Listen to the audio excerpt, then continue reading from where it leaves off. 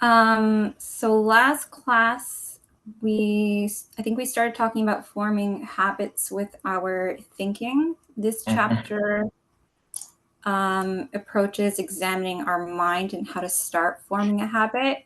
It gives very clear instructions, especially towards the end.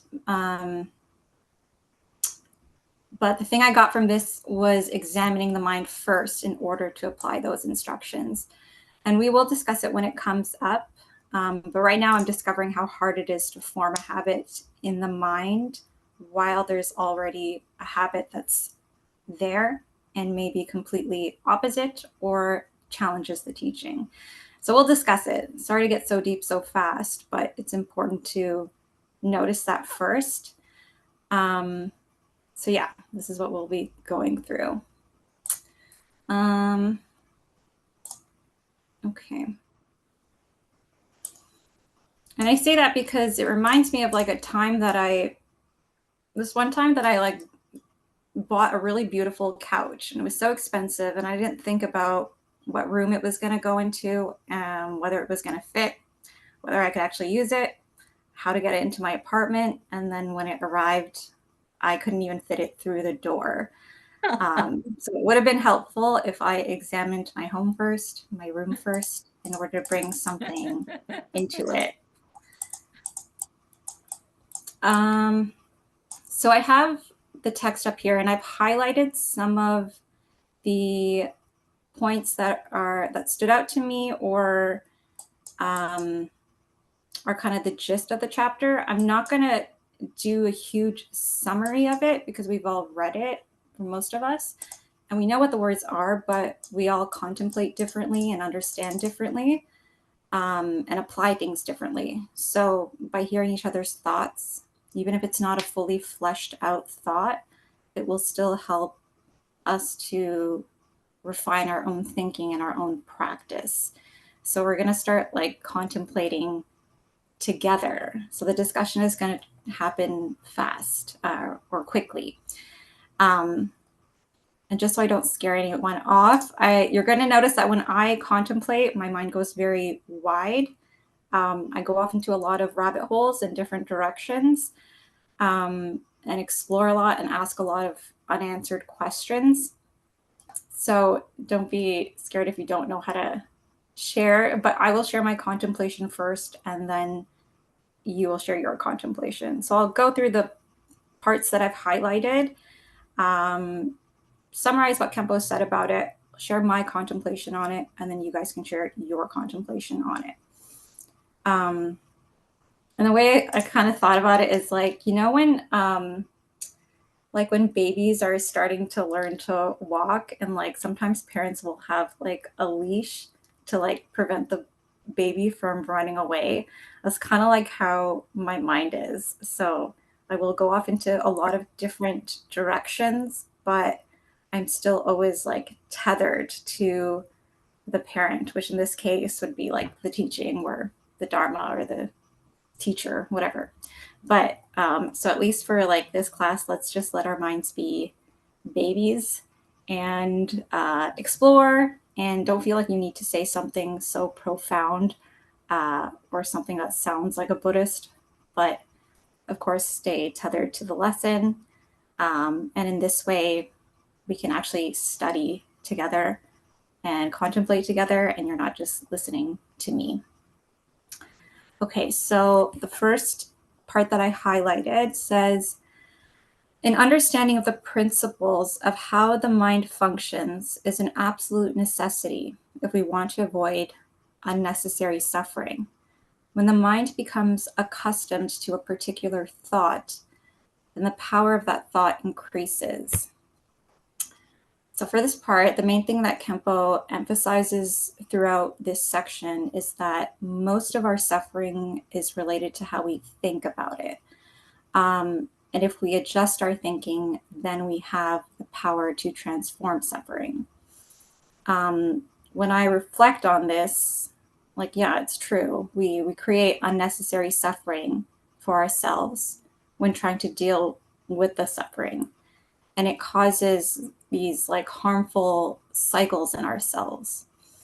And we have like coping mechanisms, but they don't really help us all the time. They can maybe soothe us temporarily or guide us away from a negative thought temporarily, but without close and honest examination of our minds and how it functions, we won't know how to actually deal with that suffering.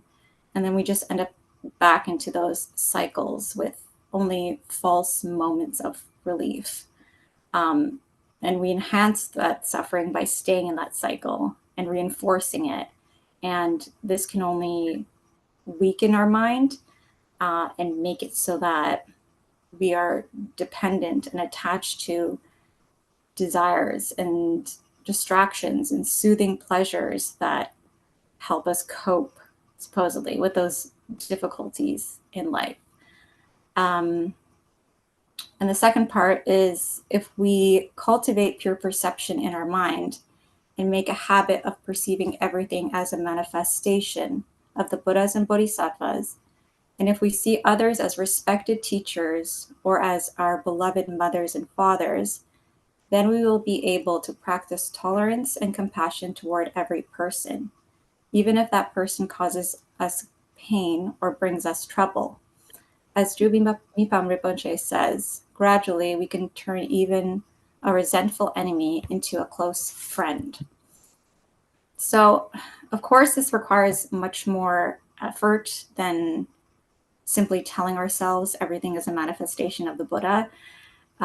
This perception needs to be cultivated and realized authentically in our minds. And we can't wait for that realization to come from outside of us. There needs to be like an internal shift. And like we can read about all these secrets of the mind a million times, but we have to be able to discover that secret for ourselves.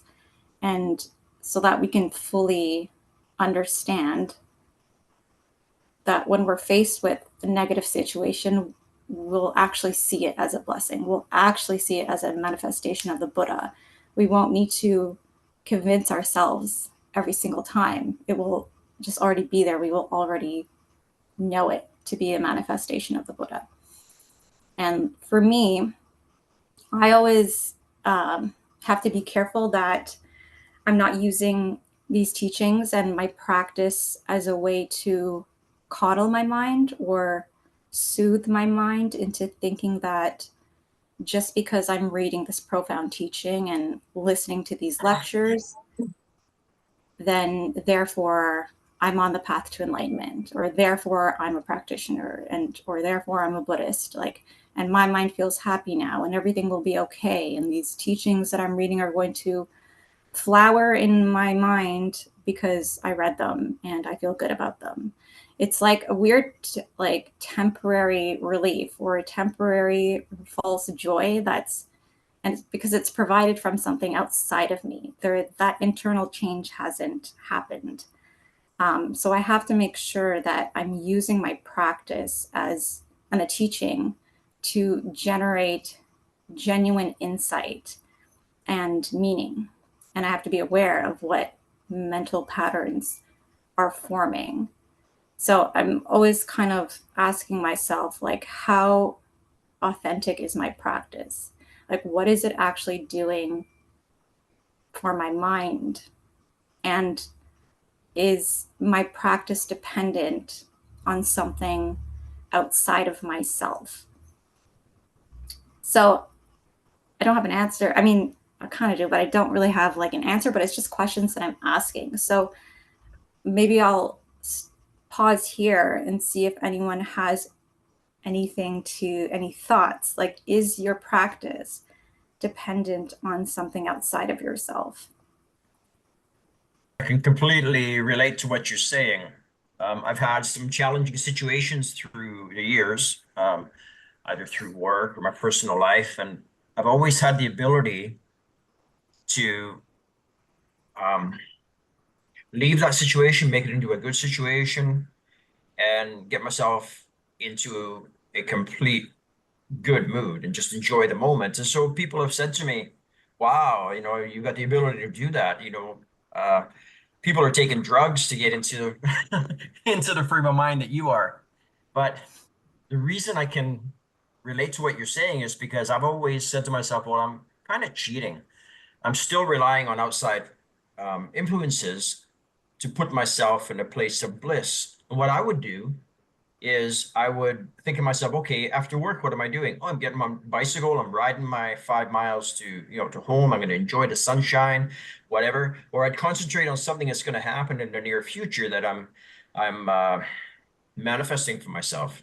It could be whatever, a trip someplace or a camping trip or whatever. So that's what I would put in my mind. That's what I would focus on, and it would take me out of that situation of suffering that I was experiencing at that moment. So I think that's what you're saying to me is you have to examine where that lack of suffering is coming from, right? Is it coming from an external source, or is it coming from an internal source and from yourself and from your heart, as we're learning from the Dharma, right? Mhm. And so, anyways, I just thought I would comment on that. Yeah. So, yeah. And so, what was being perceived as an ability to enjoy the moment, I wasn't really in the moment. I wasn't really being grateful for what was, given to me at that particular time. My mind was elsewhere in order to pacify the suffering that I was suffering at that moment, right? Outside forces. Mm. Cool. Thank you. Um, but we can move on. And if something pops up in your mind, just you can say it. Okay, so we need to observe our mind closely and see what kind of thoughts come up. When we have learned to be mindful and are mindful of our thoughts, we need to examine whether they are or are not proper according to the Dharma teaching. Yeah, so this section just says like we need to use the Dharma teachings as a mirror to examine our minds and to inspect our thoughts. And we need to be able to recognize our faults and shortcomings in our thinking and detect when we are tricking ourselves or soothing ourselves or coddling ourselves. And the Dharma teachings can help us do this and help us correct our improper thinking. Um, it's like the whole baby on the leash analogy. It's like use the teachings as your parent so you can stay tethered to it. Actually, back to the first passage, I did have, I was waiting for other members I wanted to hear Oh, before okay. I share. But anyways, I do have a couple of points. We have a few of us, I think, from the Chinese cultural background. I did have challenge when like see everything as the manifestation of Buddhism and Bodhisattvas. Because first of all, does Buddha and Bodhisattvas exist? That was lots of the questions from at least the generations like myself brought up in the Chinese culture. If we see it from today, after more than a decade of studying, this is a very positive thinking. Even we don't get too deep into the Buddhism, it's today like a healthy mentality because we are, of course, I think everyone, maybe no exception, that when you think Buddha and Bodhisattva, they are good, right? And they benefit others. They're positive.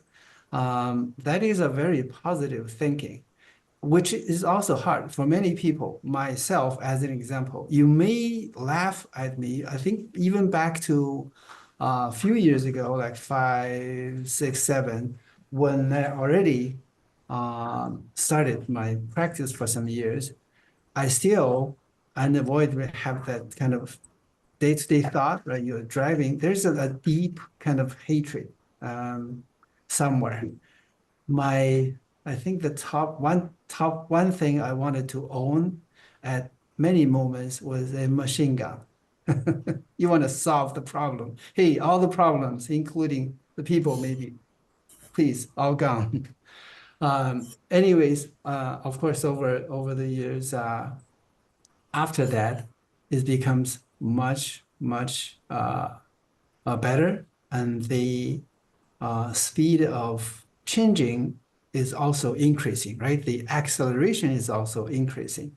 Um, I think today I can be very sure to say those moments that you are very negative or with thought of hatred have become very much minimized. So this is one point, the bodhisattvas and Buddhas. Um, like what else? Customs. There is an algorithm, maybe deeply rooted in many of us, if not everyone. Those kind of negative thinking is like a negative algorithm process in our mind. Of course, as a Buddhist, we know it's all because of karma and all those. But it's so deep. Good news is, of course, over if we do practice, especially follow our lineage, um, I can always be very confident to say it's guaranteed that you can make the change.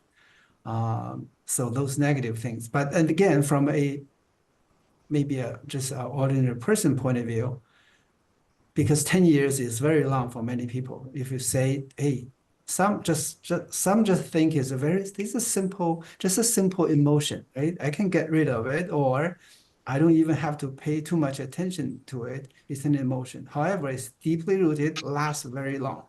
Um, those negative thinkings. Again, myself as an example. Also come back to the good news is with this practice, those kind of process or algorithm are changed. Okay, anyway, I'll stop here. Thanks. Thank you. So in this whole section, Khenpo talks about mental illnesses and disorders that are being studied, and how a lot of them are related to a person's habitual patterns of thinking, and them not having that knowledge on how to transform those habits. And especially when it comes to mental illness, it's not just the knowledge that they don't have, it's they may not have the capacity or the ability to even gain that knowledge, and um, have to be subjected to that, to suffering and pain. So it's important with our mental faculties and the condition that they are in now, that we examine and refine our thinking while we still can. And Khenpo emphasizes that we need to allow our shortcomings to be visible to us, and that can be very difficult. And like, we don't need to like berate ourselves and make ourselves feel bad or disordered. We just need to look and notice and allow those discoveries to come up. And I just liked this passage where it says, sorrow grows stronger when constantly feeling sorrow, just like sleep grows longer when being enjoyed.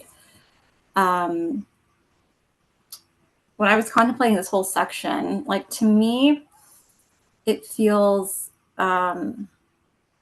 like impossible to live and survive and function in everyday life and society without some sort of disordered thinking.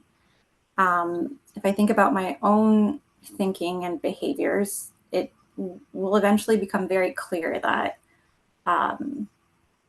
every thought I have is influenced by something or someone, or every action I take is in some way a defense mechanism or a coping mechanism.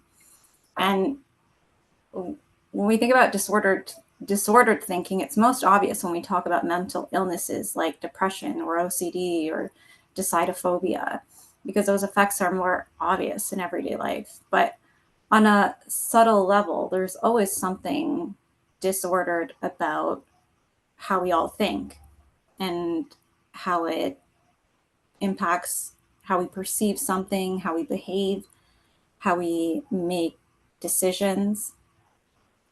And I don't think it's like a negative thing.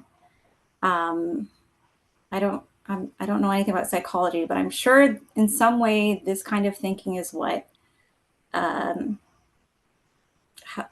what makes a parent love their child more than a random person on the street.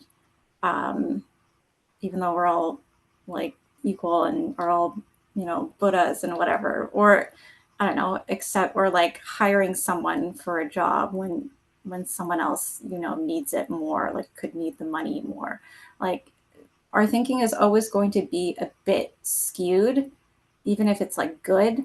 And it has to be that way in order to like live and achieve the things we want on a worldly level. And I don't think it's a bad thing or something that we need to like destroy and get rid of. It's just something that needs to be noticed. It's not, I know there's a lot of gaps in that thought, but it's not like pure perception. Um, and if our thinking was not skewed in any way at all, and we saw everyone as equal, then I don't know, it's probably what like a bodhisattva feels like or something. But I bring this up because there's so much that I don't notice about myself and my present thought patterns. Because if I don't have some mental disorder, then to me it seems like, oh, well, I must be normal or better than those with mental disorders. And it should be easy for me to apply this teaching because it's so simple to me.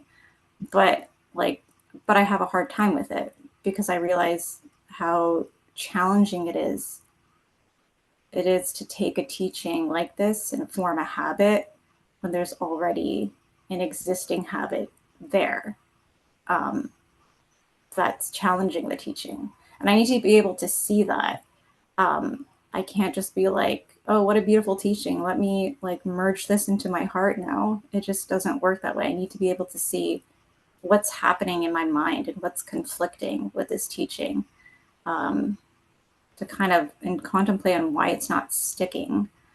Um, but yeah, any thoughts on that?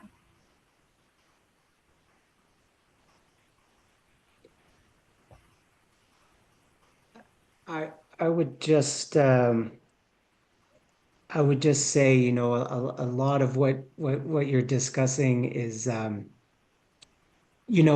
of all, the content in this chapter, this lesson, you read it and it all makes sense. But this is very difficult stuff, right? Like to change exactly like you're talking Mm-hmm. about, habitual patterns, we have them. And it's like a giant boat. To change course, you got to do it slowly. And, um, so I think that's where, for me, I'm pretty new to Buddhism. I've really only been studying for the last 6 months or so.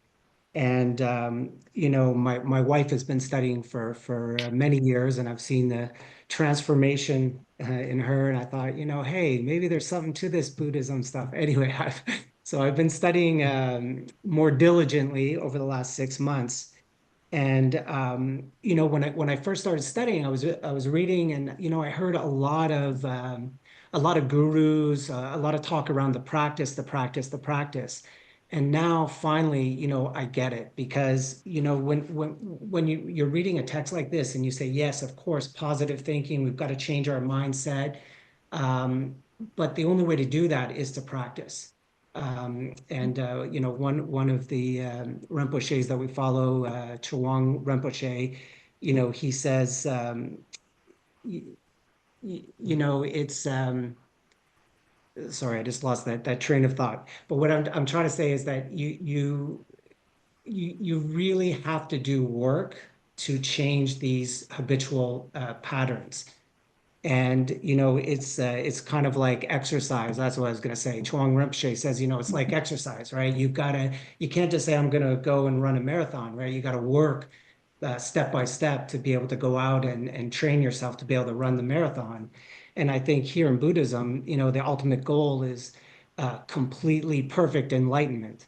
But in order to get there, we've got a lot of practice to do. So we've got to fall back onto the practice to help us to train our minds and point us in the right direction. It takes effort. And this process is not going to be comfortable. The thing is, you have to. From my own experience, it's not going to be like, because we have this habitual thinking. We have that habit. We feel very comfortable when we stay in that habit. But then now, if you realize this is something we have to change, you kind of need to tear yourself apart. You kind of like, you have to discard that part that is not going to be, that's not going to make you feel comfortable. You need to step out of your comfortable zone and kind of like say, this got to change. So it's not a instant process, and it's not going to be a very comfortable process, and just say, just got to do it. Mm-hmm. I also kind of realized, like, recently, just in interacting with another person, so I realized a lot of those little things that I didn't know about myself. Like, I felt okay. I made good progress in my process and practice, and I can, most of the time I can keep an even temper, not to be upset about things. But sometimes, when I was interacting with this person, I got upset.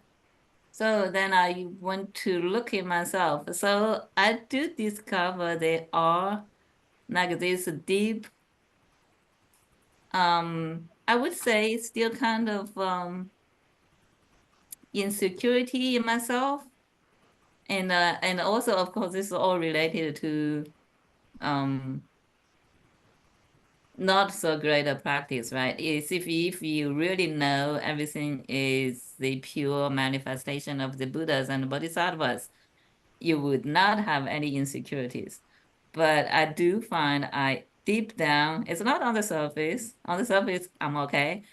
Deep down, there was this subtle insecurity that really upset me. So I kind of got in conflict with this person for a few days. But he was a good guy. He was trying to help me, of course. But it was a little, I would say, a little uncomfortable process, but the end result is great.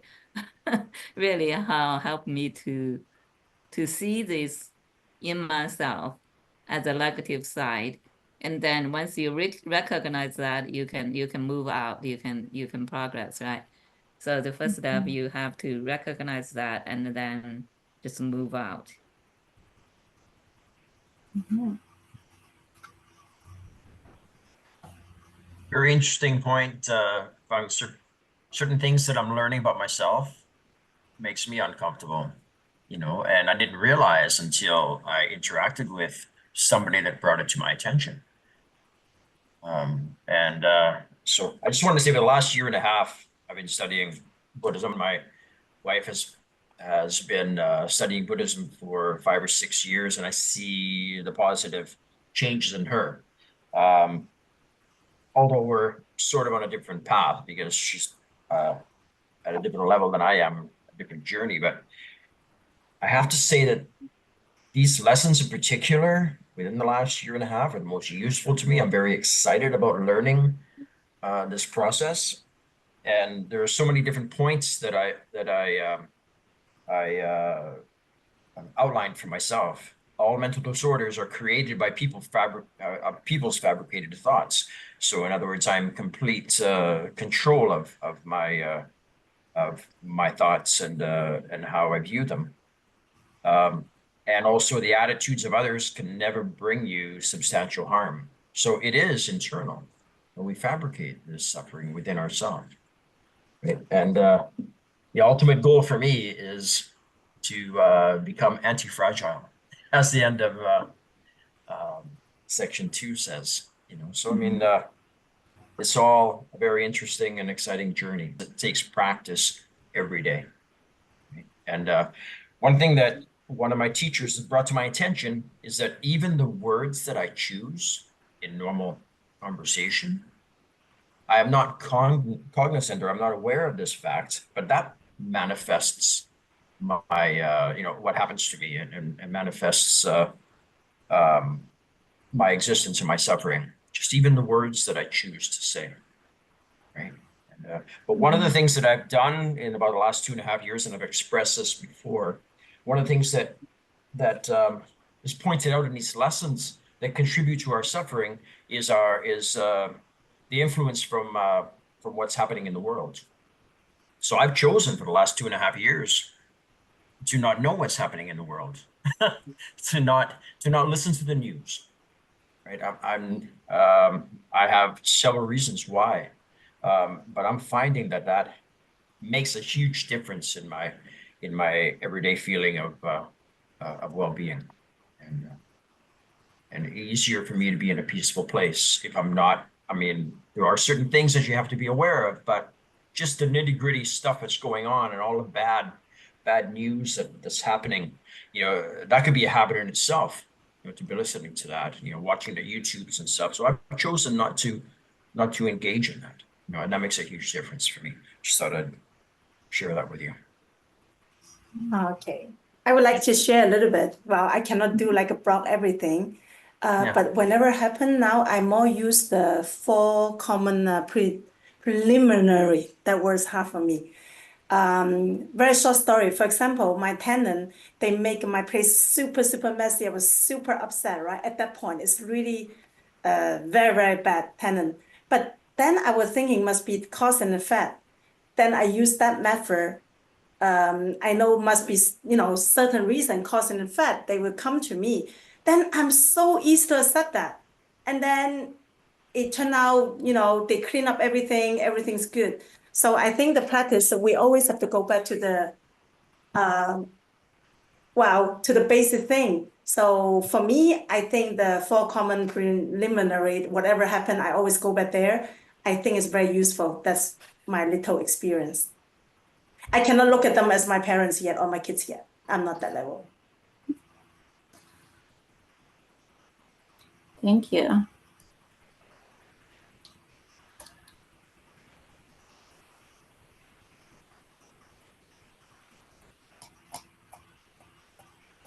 Okay. It's through practice that things get better. But how would you define practice? I would be curious to hear about how people do approach practice as a way to transform the mind and transform unhappiness onto the path. Very curious. Can I jump in? Sorry, I came in late. My schedule is still settling. For me, over the past 1.5 years, Buddhism has been really transformative to me in so many different aspects of my life. And I feel very fortunate that I met Tibetan Buddhism. I think over the past 1.5 years, practice has been evolving to me. At first, I thought practice is the class and also meditation. And meditation to me at that time was just sit there, don't think of anything. It changed over time because I started to read a lot about mindfulness, about Buddhism, about yoga, and started practicing Ashtanga yoga every day. And through the practice of Ashtanga yoga, actually, I learned a lot about myself and about how I kind of my behavior pattern. It's like I become very competitive when I when I was studying even Buddhism and Ashtanga yoga. And that was a behavior pattern from my childhood, how I was brought up. And because at that time, there were very limited opportunities for each of us growing up in the 70s, China. So everything is about academics and whether you can get to college through the Gaokao, the entrance exam. So that kind of shaped myself into this very competitive person and not good with teamwork. And as I practice Ashtanga yoga and Buddhism, I realized that is my kind of karma or whatever you call it. It's kind of like my behavior pattern. And so that was a kind of a awakening thing for me. And also I noticed my communication style, the way we use language can be very impactful without us knowing. As a non-native speaker of English, we have like Chinese has a very different way of talking, I think. And I grew up in northern China, so we are very frank and very straightforward. And sometimes I say things that just like I used to say. It's like my intention was good, but when it's communicated to other people, especially people from a different culture, it can be offensive sometimes. So that's kind of the realization or the learning from the study of Buddhism and Ashtanga yoga. And nowadays, I think practice to me is every day, every moment. It's dealing with my family and talking to them, how I talk to them, and talking to other people who are in the Buddhism community or people who are practicing Ashtanga yoga. It's all practice for me right now.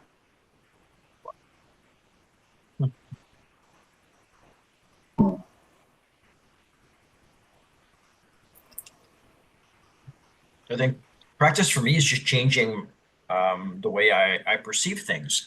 I can't take everything personally. You know, I can't, if I extract myself, from my entitlement.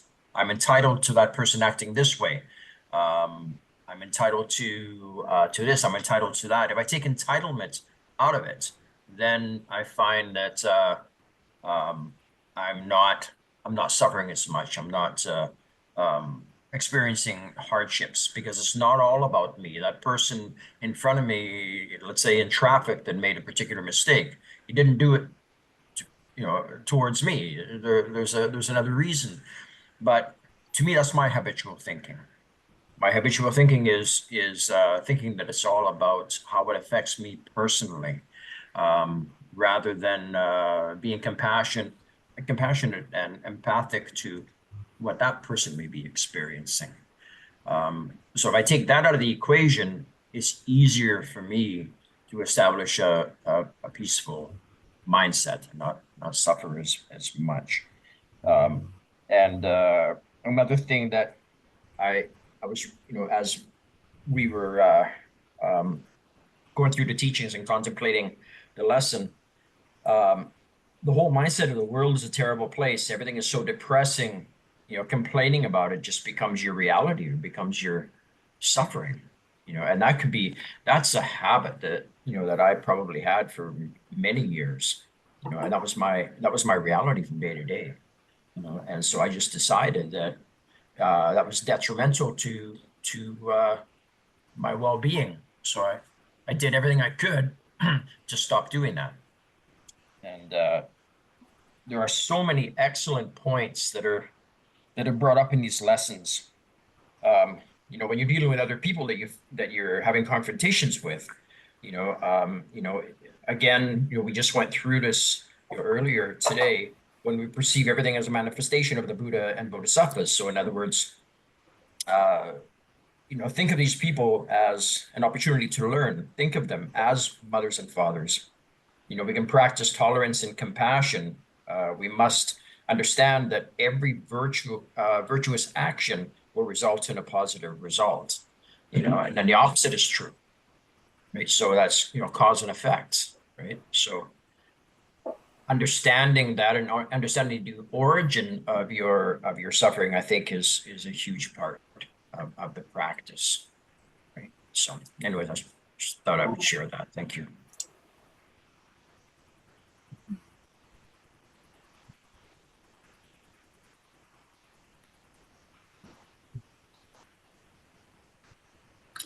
I mean, I'll say quickly, it's like so hard to verbalize it because I don't really know. I think right now I have to make it so that it's literally everything that I do. Everything in my life has to be practice, and then notice when I'm not practicing. I honestly, I don't know, but I think that's what I'm trying to do right now.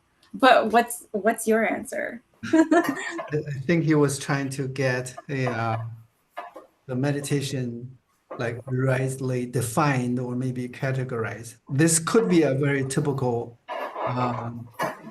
Khenpo Sodargye students answer, because when we see practice, because the English word meditation can always be mixed up with the word practice.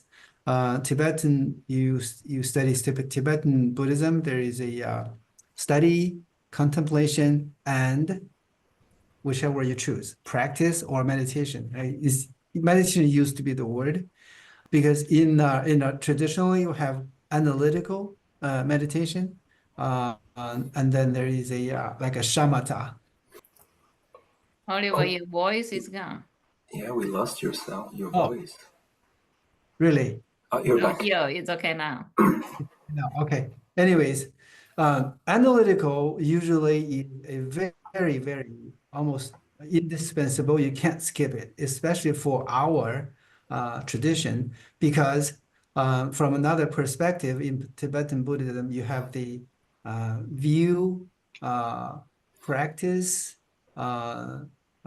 action or conduct, and then a result. There's another way to look at it, because you always start with a view. Especially for today, we have lots of these, like, different kind of educations or non-Buddhism, all those different thoughts.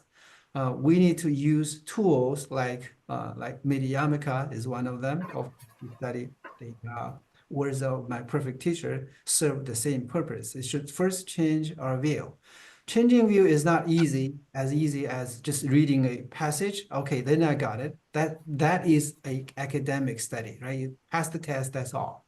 Changing view, what is real learning is being able to change yourself. Okay? You study the view and you meditate on it. That's called the analytical meditation. And then there is the shamatha, of course, you get into a deeper, almost like if using a example of a camera, you Sound is gone again.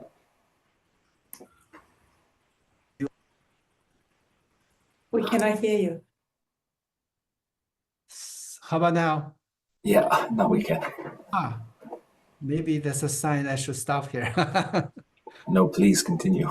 Anyways, analytical is very important because we need the right view. Start from the right view. After that, the practice should be safe, right? It's not, if not easy, it should be safe. You keep into the right path, and then your practice is shamatha, and the things follow. Of course, it doesn't have to be clearly right analytical, shamatha, and then everyday life. It can always be the same time, right? They go together. But sometimes, of course, it's better when we have the level of shamatha, when we have the right view. It will be easier even to solve these things that's happening in day-to-day life. I use the Milarepa example. Be a construction worker, right? Treat yourself as Milarepa doing the construction. That's the three type of practice. Yeah, I'm mostly curious of hearing what people do. Like that's my point. So I think this is so important. I personally, my own practice has been evolving a lot over the years, because eventually we study a lot, we contemplate a lot, and then practice, but practice what? And eventually you go back to the things you studied before and you realize, oh, okay, there's a thing I should be practicing now that I did not really get before. So I find that very interesting to see that these back and forth movements of going back. And then, so to me, that like the first text that I've ever read, no, the second one, but because the first, I read the Tibetan life, the Tibetan book of Living and Dying, that I guess I just read and then forgot completely when I was in my 20s. So somehow did not, maybe left a few imprints, but didn't connect much. But the second one was Yongey Mingyur Rinpoche's book, Turning Confusion into Clarity. And somehow I read the first part of the book, which is the common preliminaries, because this book is his nundro, basically. I read this first part and then that did this, like I suddenly, it's like if I saw the world in a different way. Like I understood that there was like impermanence and suffering and then all these things. I was like, wow, okay, this is what's happening to me right now. I'm suffering. I did not even realize that I was suffering, but then I realized that I was suffering. So this, to me, just reading this book was probably, I don't know how many percent, but a huge percentage of the work that has been suddenly done in my mind. But then after that, there was a period of smooth sailing, I guess, where I was being a good Buddhist, like studying and reading books and studying. But the practice part, and this is where I wanted to get somehow, I guess, the practice part, I felt like I wasn't doing that much of practice. And eventually I started thinking about practice a bit more.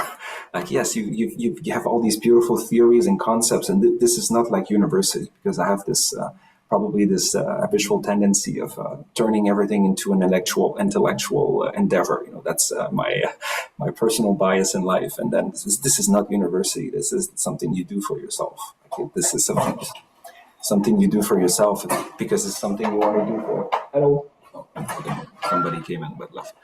It's something you want to do for yourself, but also for the rest of the world. And then I felt like eventually I started being more serious in terms of practice, and then also the practice on the cushion, which is, I guess, something that I've done before, but that I didn't do as regularly or rigorously as I would as I do now.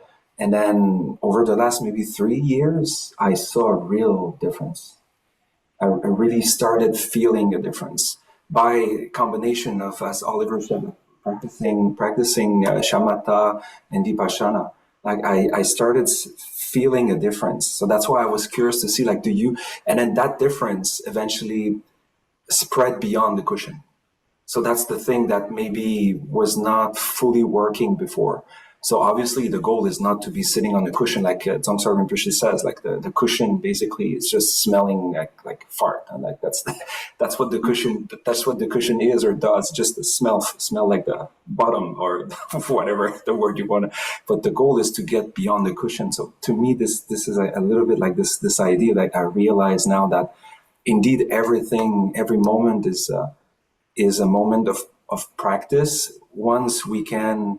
And maybe that's happening to you. It's been happening to you for a long time. I don't know. But once we can be a little bit more in the present moment and a little bit less in the thoughts that distract the mind, so that there is more space to be aware of what's going on. So this is what I guess I wasn't doing well enough before. But by combining all these practices, eventually it feels like the world becomes a little bit more clear. Like things become a little bit clearer, and then it's not as much about being in my mind, but it's more about being connected with what's happening outside. So that's this little slow transformation that I find amazing. And then reading this text again, like first of all, like understanding the principles of how the mind functions. Like this is something absolutely amazing that I find, like sitting on the cushion and being supposed to be observing a point or being in an open meditation, when eventually you see the thoughts coming and then you say, wow, this is so interesting. Like it gives this idea of how the mind works as well. This is so amazing and so fabulous to see these things somehow. And then it can be so fun, so joyful to be sitting on the cushion and thinking, okay, so I'm supposed to be meditating for, I don't know, the next 20, 25, 30 minutes. And you feel like, wow, it's not working at all. It doesn't work.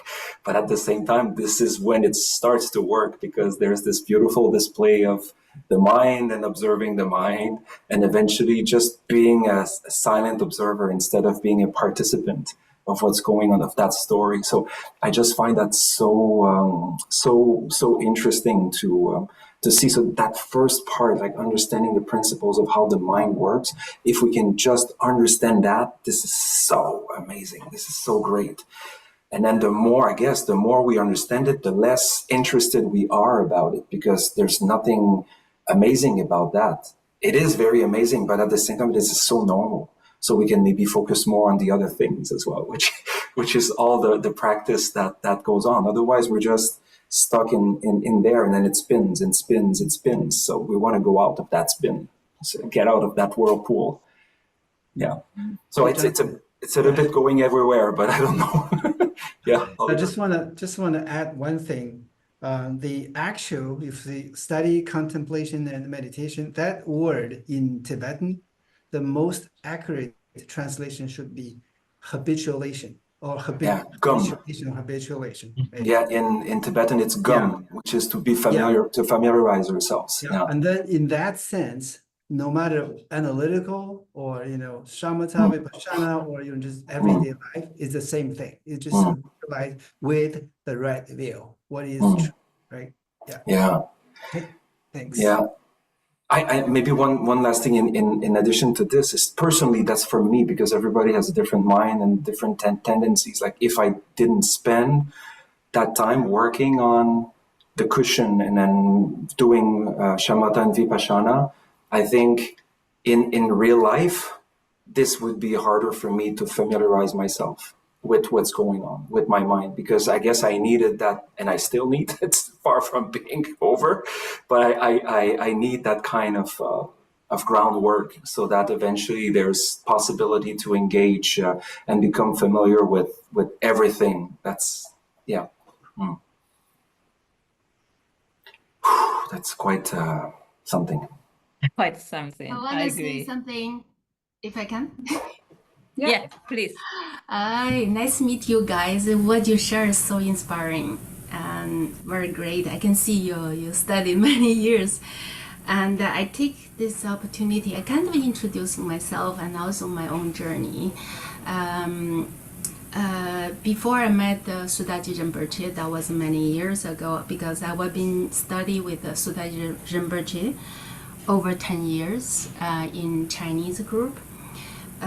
Before I know myself, I was very obsessed by my own thoughts. I thought my thoughts was real. And my thoughts, when I judging someone is something wrong with that person. When I judge myself, there's something wrong with myself also. I have that, so you think everything real, then guess what? It's the, right, suffering. And with the study with the Sudaji Rinpoche, with the bodhisattva, and then Ningzhou, and the middle way, and it of course is a slowing process. And during this process, I see my thoughts is not that real. That was not that solid anymore. This creates some space. And after this years of practice, now I see myself and then compared years ago of me. I couldn't believe it, I was, okay. So I feel like more that now my mind has a sense of openness and open kind of open to everything, all the experiences, and also have inclusiveness. I'm not only selfishly thinking about myself, obsessed about myself, and I also include everything, try to make a balance, how I can make myself happy, at the same time make other people happy, and make my behavior really benefit myself and others. And I am amazed by the change from the me past and now, and also you understand the nature of the things. So we are all connected, and just right now we're having this class together and we exchange, and there's not really, so it's things cause condition and something happen. So because of the cause condition, oh, there you go, I should practice more, I should meditate more. And it's just because my thoughts is from my past, I will be feeding that thoughts and creating the negative karma or negative habit. But now I have the tools. I have a way to transform my suffering into happiness. Actually, it's not that difficult anymore because we have authentic teacher here. They guide us how to do it. Oh, your thoughts, because you're feeding too much on your negative thoughts. Now you can do open up yourself by understanding who you really are. We are all connected, interdependent, not really me. Oh, why would I grasping myself so much? Why would I judge someone? Because everything is a cause condition. And positively, and you started, I really have to do 6 paramita. I really have to contemplate and building positive habit. And this way, I can really transform my negative thoughts and feeling the sense of on the right path, and feeling, oh, my life is totally useful, meaningful, have that sense of feeling. But now this is what I think of. Maybe I think of something else I'll share later. But yeah, so maybe, yeah, that's what I think of now. Sometimes my thoughts are jumping all over the place. I cannot bring myself back. Yeah. But very fortunate, Sudaji Rinpoche have this in English, transforming the unhappiness to happiness, suffering to happiness. Yeah, so nothing is really, really real. And also kind of become compassionate to yourself. I accept I'm not perfect. I accept everything is not perfect. So you kind of naturally let it go yourself. You don't judge yourself that much, and then you kind of happiness automatically generated. It become a little effortless happiness. This is I feel. Of course, like 5 years ago, I still judge myself. I didn't finish my Ningzhou. I didn't reset this. I didn't reset that, so, but it's through understanding really to accept myself, accept, okay, I'm like this, accept, so, but positively, I'm continue doing this. I know where I'm going. Yeah. So thank you for listening. My jumping thoughts. All over the place. Amazing thoughts. Mhm. Thank you. Yeah. Beautiful. The I want to 10, give 10 a years reaction too. All is a thumbs magic up. number, right? Yeah, I want to have one short comment. Like Buddhism is actually this is my own thoughts. I may not be right. Buddhism is very logic, very scientific. I mean, when we let go of more of ourselves and open our mind to more to the entire world, and eventually when we get to the Buddha's level, why Buddha is omniscience? Because he has no self. So when you get to that level, when we so what I'm trying to say, the practice process is a process of open mind and to gradually get rid of this self and get rid of this illusion and then get to the omniscience process. You can see why these some practitioners again like those magical powers. It's all nature. It's nothing. I would say it's nothing really magic or it's all logic. So if we can really gradually get rid of the selves, really know the world is illusion, it's not that easy to change your reality, and it's not that hard to change your reality. It's not that hard to gain those powers. That's what I'm trying to say. May not be right, but that's my thoughts. Good thoughts. Okay. So next passage I highlighted says, we can draw the conclusion that if we don't know how to tame our mind, the external world will never bring us happiness. We can agree that our feelings are conditioned by external objects, but the determining factor is our own mind. Yeah, so nothing outside of ourselves can bring us long-lasting happiness. Of course, external things will cause a reaction. Like if something bad happens, it's natural to have that initial reaction inside. But if we train our mind, we can determine if we need to suffer over it. It's our mind that determines if suffering will arise. And that makes me think about, like, what about when good things happen? We don't really ever think about training our minds for happiness. And I know we'll get into that in the later chapters. But I don't think I even fully understand the difference between suffering and happiness. Like, to me, it just seems like happiness, or at least the happiness that we're accustomed to wanting, is just like a distraction from suffering or a temporary relief from suffering. Like when I think about all the things that supposedly make us happy, like job, car, house, family, money, recognition, love, friendship, like all those things, like, do we just want those things to avoid not having those things? Like, I don't understand where the happiness is. I don't know. I don't think I understand what happiness is, to be honest. That's called non-dual. That's a very high state of.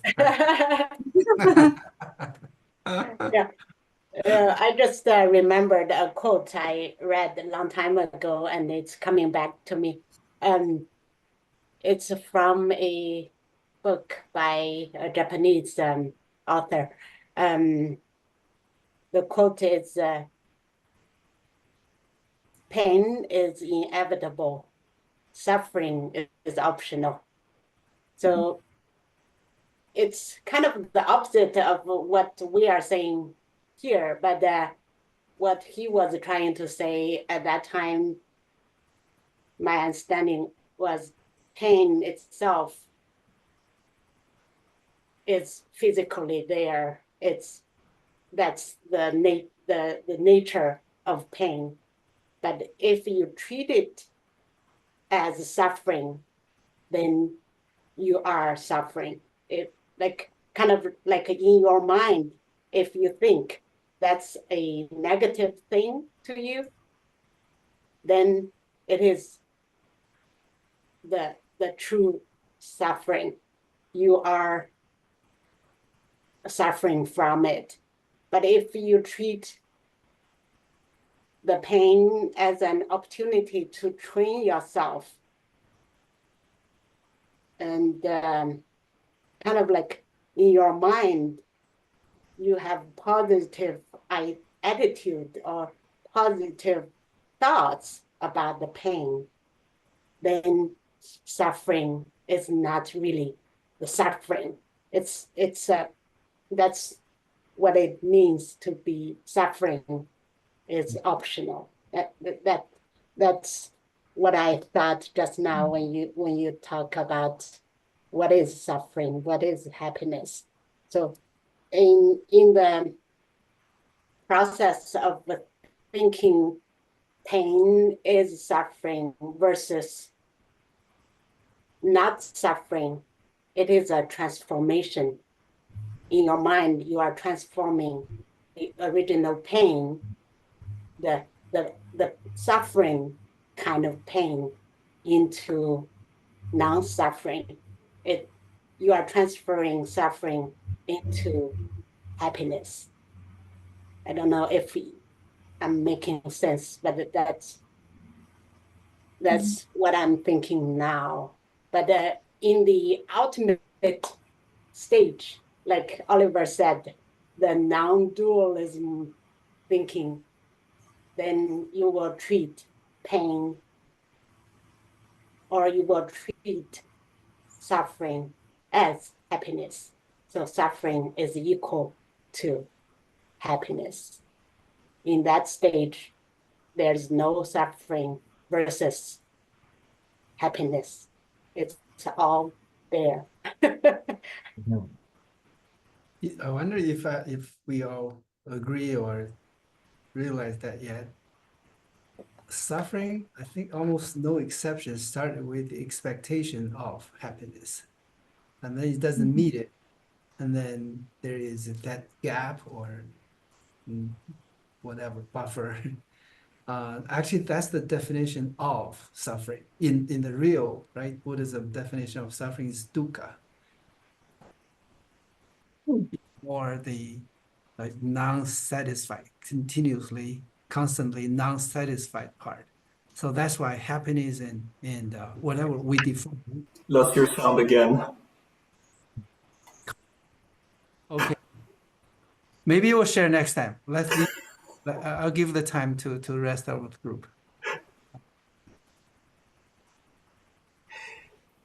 If I may then, Fang shared the four seals in the chat. And then I would be curious to see, because the second seal is, as written here, all emotion is suffering.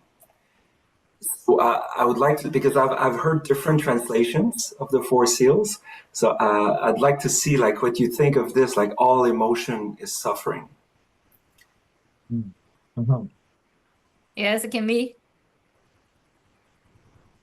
Yeah, there are different translations. And this is one translation, and the other one is all compounded.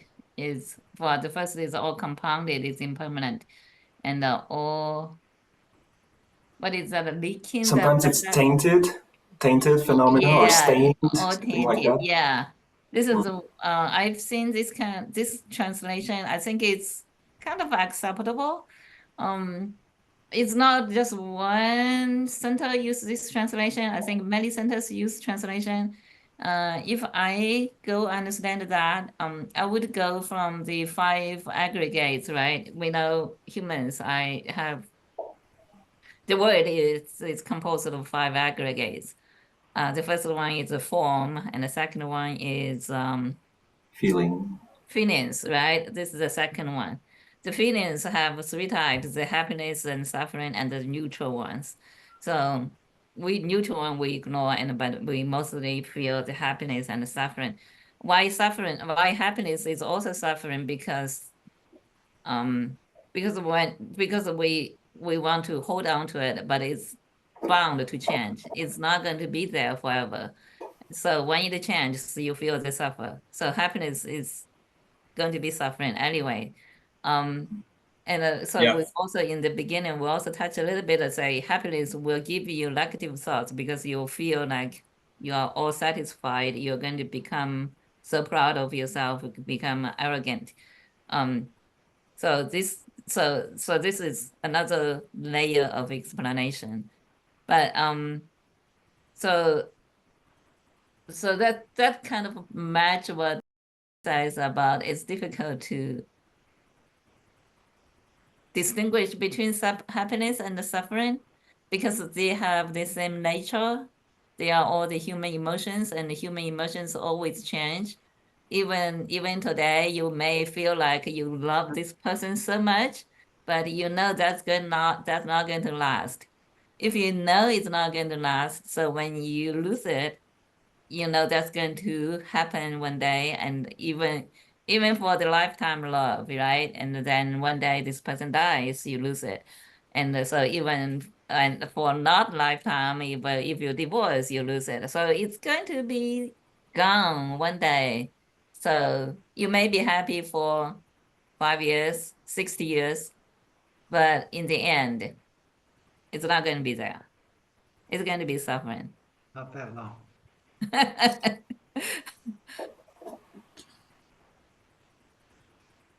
Just say quickly as a defender of happiness. I like the term that tainted phenomena. I'm just thinking that suffering or happiness. Suffering, it's you take it as it is, or if something negative happens, you take it as it is. Or if something positive happens, you take it as it is. So really, I'm just saying it's just to not attach to that happiness or attach to that suffering. That's exactly very, very well said. Yeah. You know it's going to change. Don't be attached to it. Yeah. The last verse of the 8 verses of the Bodhisattva, 8 verses of mind training or changing the mind that you were studying recently, the last sentence, it says, without attachment, gain freedom from bondage. So I think that last sentence covers it very well. Like say that one more time. Without attachment, gain freedom from bondage. Oh. Yeah. So I think that's what Oliver was mentioning as well. Like it's the attachment to what we're hoping to get that creates a lot of the problems, and obviously attachment to the ego, which is the deepest attachment, but just being attached to stories that we tell about how things will go, about how events will unfold, and all these things that create so much space for disruption and frustration and anger and dissatisfaction and all those things. So that's such an important thing that is so hard to get rid of. It's a desire realm after all. That's where we're all about desiring. That's where we are. So suffering, and I like very much your reflection about this. Like, to what extent is suffering different from happiness? Like from the samsaric perspective, it's just a big continuation of one or the other. Ultimately, I mean, in the samsara perspective, it's pretty much one starts at the moment the other ends, and just goes on back and forth. So, and then we fool ourselves thinking that we're happy very often, while in fact we're still deeply deep in the cesspool. I'm not saying that to be negative, but it's the way, I guess, the way things are. One of the last things that I would have liked to have admitted was that suffering can happen from happiness. As far as I was concerned, happiness is the ultimate goal. But one thing that was brought to my attention, and I think we touched on it in our lessons, is first of all, the source of happiness. Was it coming from from that new motorcycle? Is it coming from that thing that you just acquired? The secondly is the result of that happiness. Like Feng was saying, are you becoming arrogant because you have that thing now that you can brag about? And thirdly is the suffering that comes from is the suffering of change, not accepting the fact that that's impermanent, And so I think that answers my question: how could there possibly be suffering from happiness? But anyways, I just thought I'd share that. It becomes clearer to me when you look at it in that perspective. So, and getting back to practice, right? And how do you practice? But one thing that's brought to my attention is I know some Buddhists that their ultimate goal is to acquire wisdom. To get merit as well is huge, but wisdom. But wisdom doesn't really get you anywhere, without perseverance practice. Otherwise these instructions remain words and theory, and like we're learning in a first lesson, and they'll never bring about change. Wisdom is knowledge applied. Right? So you have to apply that knowledge, and you have to make it a regular practice in order for it to become wisdom, and to gain advantage from it, right? So, anyways, thank you. Just thought I'd share those thoughts. Thanks.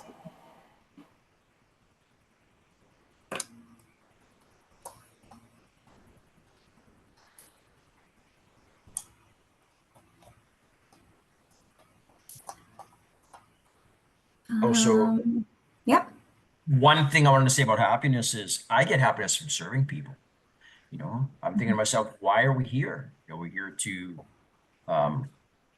serve, I think, to help people that are in need. So we all have our own way of getting, our happiness or our fulfillment in life. But to me, that's an effective way, kind of a shortcut to happiness. So. Mm-hmm.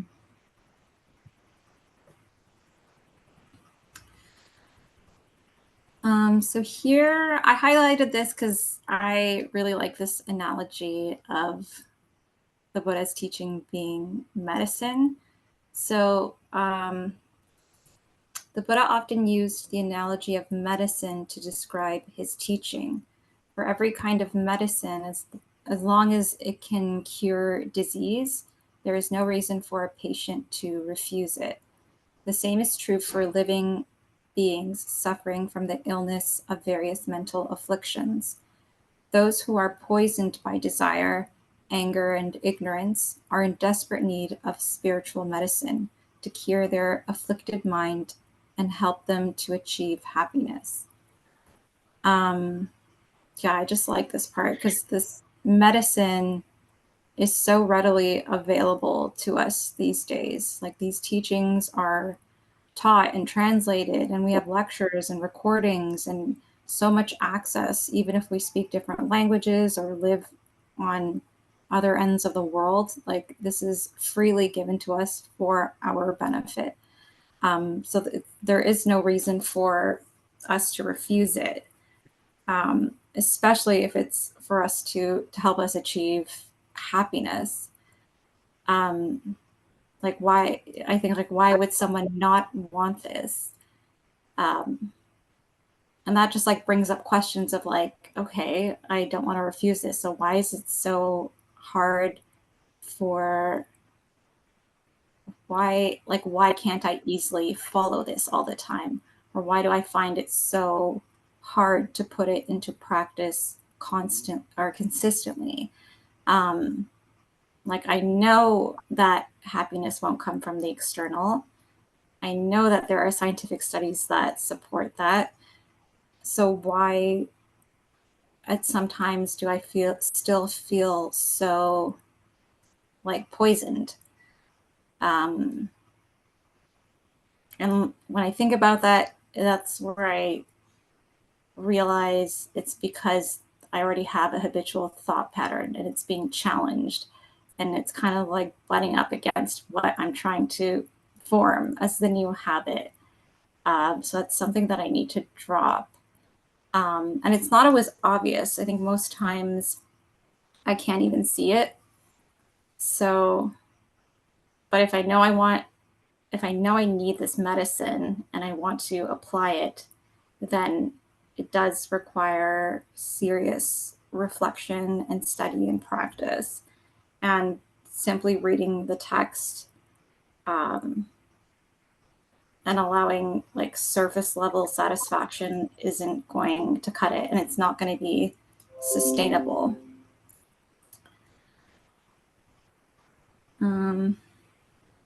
Yeah, those are my thoughts. Any thoughts on this? I think it's a great analogy to treat Buddhism as kind of a medicine. And the reason people don't like to take the medicine is just like when we have a physical disease. We don't like to take the real medicine either. It's just, it doesn't taste as good as some other food. So, but because we know physically we are sick, so we will kind of have to. It's the same with the mental illness. If people are not aware that they are mentally not healthy, they don't even seek solutions or seek medicine. And after getting to know Buddhism or other kind of mental health medicine, they might still not get it because it's medicine. That's why sometimes practice or discipline is very important. We should be very proud of ourselves. If you look at the number of practitioners, we're very much a minority. However, I think now we should all agree that there are only two kinds of people in this world. We're all sick. The ones that they know and accept they're sick, and the one that they don't or they don't accept. So, okay, anyways, go ahead.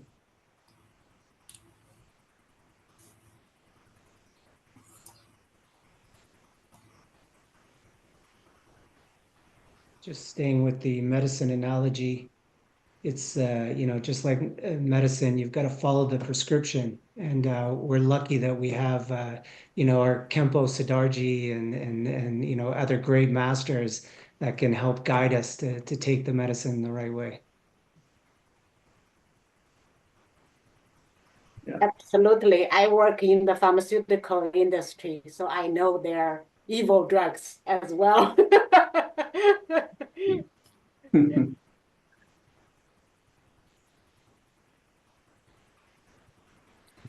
Well, we need to take the drug until the bottle is finished. That's the.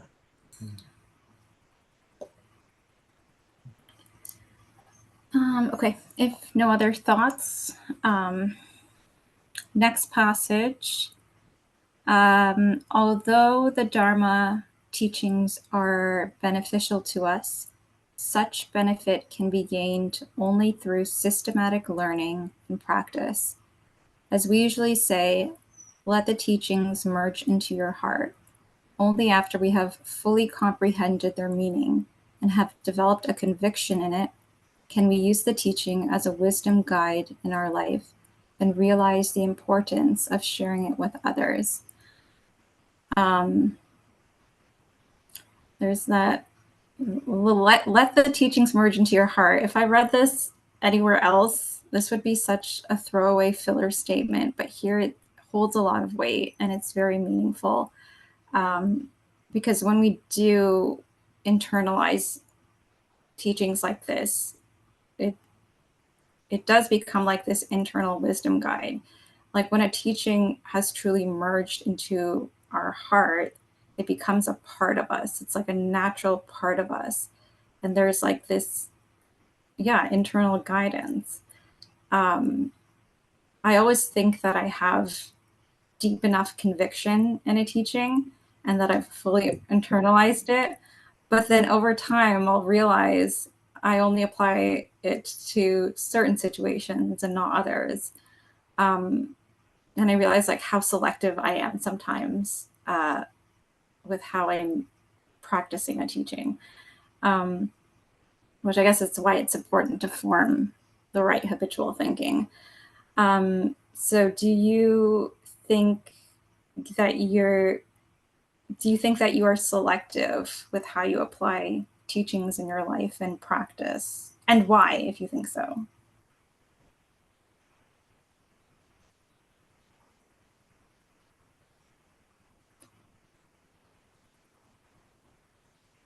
I think the most important aspect of this paragraph to me personally is only after we have fully comprehended the meaning. So, I mean, I can, I'm excited about something that I just learned in the Dharma and in my teachings, and then I've made the mistake of sharing it with a friend of mine. And, but I haven't fully comprehended it myself. I'm just excited about what I've just learned. But I think that's really important for me personally. If I want to be sharing my experience with somebody, I need to know it fully. I can't just say, "Hey, we can apply, the five aggregates. What are they? I don't quite know yet, but we need to apply them." That's my challenge. I have to sort of keep it in until I fully comprehend something before sharing it. I thought I would share that with you. Yeah, I think this is very much about how to communicate with the different audience. So if you are talking to someone who haven't learned anything about the Buddhism and you are using the kind of language that is far above his level, you are not going to get a good response. It's kind of a wisdom thing also. Like when I first became a Buddhist, I talked to everyone about Buddhism, like this and that, thinking they think the same way as I do. And now I laugh at myself a year ago. It's like I talk about past life and future life and past life regression and all the exciting things I found about Buddhism, but my audience could find me sometimes maybe a weirdo, or sometimes they think I have gone crazy. Or you could scare them off. You Yeah. can also scare them off thinking, this Buddhism is very complicated, or something that it's not. I find that something that I've really grasped and is heartfelt, that's what I share, and I feel comfortable with sharing. I want to have a quick share because I made such huge mistakes all the time. In the very beginning, so I was very competitive, right? So when I want to argue with people, I always want to win. So I know when I first studied Buddhism, I was so eager to share with everybody, then I went into argument with everybody. Then after a while, I realized this is not right. So just be careful. One thing I have to ask myself all the time is what am I going to gain and what is the recipient going to gain? Because one of the biggest things that differentiates people is the whole concept of reincarnation and past lives and karma. not everybody believes in that. As a matter of fact, it could be completely contrary to their own beliefs. So I can't wait until I grasp it and fully comprehend it enough that I can not necessarily argue, but at least introduce that idea, in an educated manner, because I think, to me personally, that is the strongest point, of believing in reincarnation and believing in karma and how it affects us, in our present life. But I'm refraining from having that conversation with people that don't believe until I'm prepared to do so.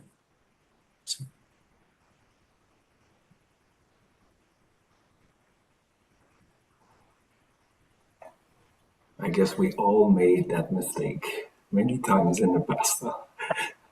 Yeah. Yeah, me, it's just the same for me as well. So many times I remember years ago, I should have said that, or I said that, but I was too enthusiastic. And even like talking to my parents when I was discovering Buddhism, and then I realized, no, maybe now I know that I should have been a little bit more cautious about my enthusiasm. But yeah, I guess it's natural. You're happy, and then you want to share the good news. Yeah. With you want to spread the good news, but yeah, not everybody is connected with the teaching and the concepts and all these things as much. Yeah.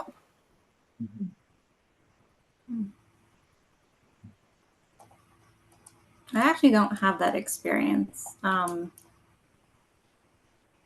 I don't really, it doesn't feel natural for me to talk about Buddhism with anyone, at least not so directly. But I think it can be it is still injected into my speech in some way. It's I like it better when it's more of an undercurrent to everything you say rather than directly trying to, I don't know, tell someone something. It's there. It's just not obvious, I guess. Well, one thing is that all wisdom and everything that we're learning about Buddhism and how it benefits us personally isn't just for us, it's for all sentient beings. So it's a matter of, how do I make it beneficial to all sentient beings? Verbally may not be the best way, but I think through our example, through our actions and how people see us, that's probably one of the best ways, to benefit everybody, to share our wisdom. Yeah, agreed.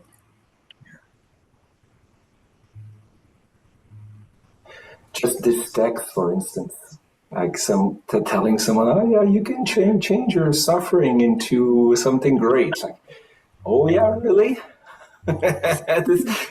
We have to be careful. You can turn lemon into lemonade, but what we often do is we turn lemonade into lemon. So people are not necessarily ready to hear this. So indeed, we need a lot of skillful means. And then some people, I guess, are already better. I'm amazed. Irene, you're much better than me. I guess. Now, I learned a little bit. I need to think first before I want to say something, or I apply it. Let's say in my class when I teach, but I never mention. I learn to go undercover, to just to maneuver and then make sure that the message passes without something that is too obvious. But my goodness, it can be difficult sometimes. Yeah. Yeah, maybe we don't have enough time today, but how I'm curious to know how, sometimes when you're walking around, you've got your Buddha beads on, or someone asks you about Buddhism, what's your elevator pitch, right? What's your elevator, just what is Buddhism? It's very hard to just put it into one sentence and people go, oh, okay. Yeah. Not even for you, even for Zhongsha Rinpoche, same thing. Oh, yeah. Yeah. People sitting on an airplane next to him asking what is it. It's it's not a quick answer. But anyways, I think it's a topic we can continue talking. It's very, there's multiple facets of the answers, right? Or the skillful means. Mm-hmm. So the phrase all appearances arising as enemies, it means that for the poor practitioner that suffers from their mental afflictions, whatever he sees and whomever he associates with are all seen as negative things that bring him harm. And then Khenpo uses some examples, like someone believing their family will harm them, or when people are hostile, or thinking that everyone's like trying to take advantage of you. I think I personally do struggle with this. It's just much more subtle. I don't think everyone is out to get me or anything like that. But if I start to examine like my own ways of thinking in little things like day-to-day conversations and interactions with people, like whether it's like coworkers or friends, it's like I try to take notice of my motivations or my expectations of those people, or expecting something to go the way I need it to go, my disappointment when it doesn't go the way I need it to go, and just noticing how that constantly feeds into a negative thought pattern and how that just like perpetuates itself. Yeah. I think everyone is, again, like that, right? Just to a certain extent or a different perspective, right? Remember my machine gun feeling? Yeah, so same. This is very true for me. Even again, back to a few years ago, less than 10 years ago. Very true. I just thought, wow, I don't know what's the word, amazing, not amazingly, but to my such a surprise, I thought everyone or even everything, non-sentient part, but kind of enemy. Yeah. Okay, we got the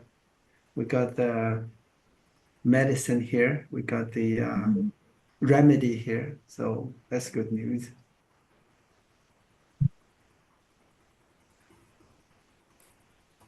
Yeah.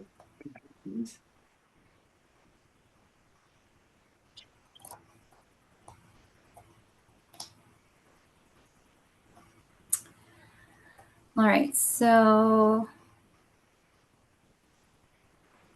the Lankavatara Sutra says, the mind manifests manifold phenomena that are discriminated as various forms.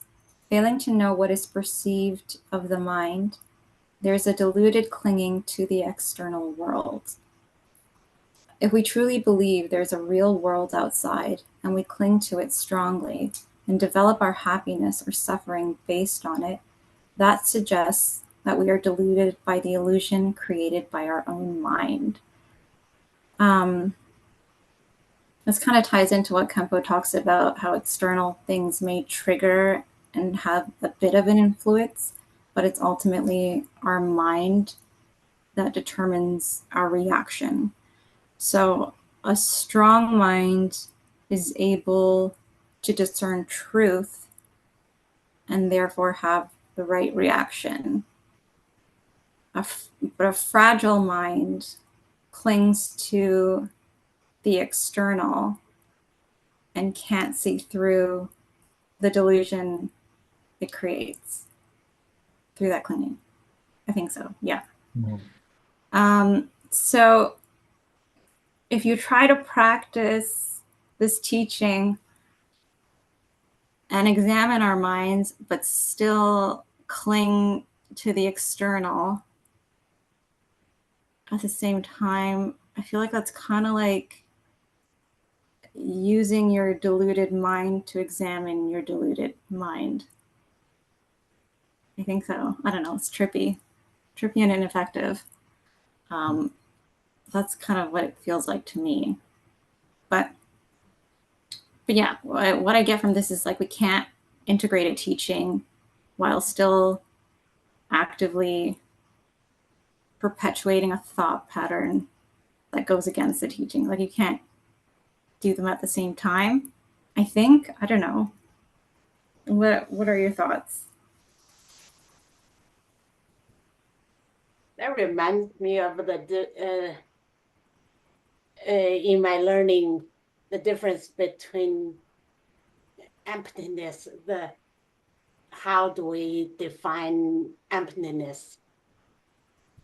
And if everything is empty or meaningless, why are we why are we here? But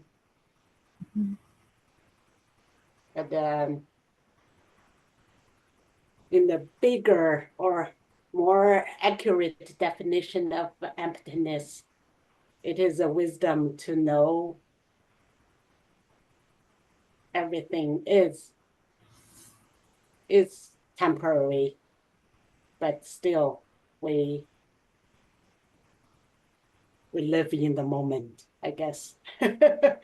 Yeah, the mind thing could be something that is there, that is true, but it's very hard to believe at this point, right? So there's always different kind of analogies, like you are a prince, but you just don't know it, right? And you're on the street like as a beggar, but you don't really know your own identity. The whole practice, just 6 parameters and whatever shamatha, vipassana is, everything is the means to let you realize, hey, you actually have that gold mine just underneath your house, or you're a prince. It's hard to believe, but you won't go anywhere else also, right? We just continue our study. We will know, well, know in terms of like from a view to practice to actually know, right? That's the mind. Watching the mind is not with the confused mind eventually, or the mind is actually very, very clear. It's just we don't know it, or some of us, or most of us don't know it, but you will realize. That's a really good point. Many of us, I know for myself in particular, I was chasing something that I already had. Yeah, exactly. Yeah. Oh my goodness. Just wasting so much time. And then finally And someone brings the attention. Chinese proverb, I think, is begging with a gold bow Yeah, in your hand. exactly. To use your elusive mind to train your mind, elusive mind. That's the way to practice. It is the right way. It's actually there's a line in the sutras say that exactly that. Mhm. Shall we? 以幻修幻. I'm sorry. Yeah, I'm sorry. Shall we also watch the time? Just as all of the Buddhas and Bodhisattvas dedicated merit, so likewise, I also dedicate all merit to the cause of enlightenment of all sentient beings. By the accumulation of merit, may I obtain all-seeing omniscience, and may all the faults be defeated. The whirling turbulent waves of birth, aging, sickness, and death from the ocean of samsara may I liberate beings. Just as the Bodhisattva Manjushri attained omniscience and Samantambhadra too, all these merits now I dedicate to train and follow in their footsteps. As all the victorious Buddhas of past, present, and future praise dedication as supreme, so now I dedicate all these roots of virtue for all beings to perfect good actions.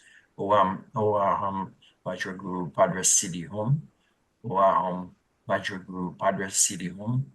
Oaham Vajraguru Padra Siddhi Hum.